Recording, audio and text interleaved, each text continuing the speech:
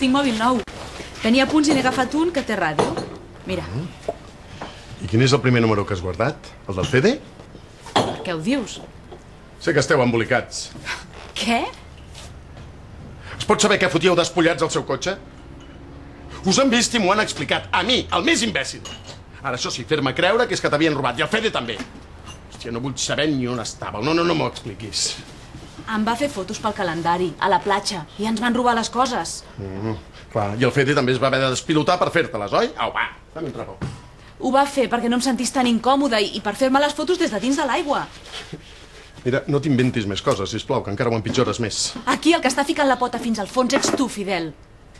No et vaig dir que em feia fotos perquè sabia que t'enfilaries com t'estàs enfilant ara mateix. Algú t'ha vingut amb una tafaneria i ja et creus que tinc una aventura.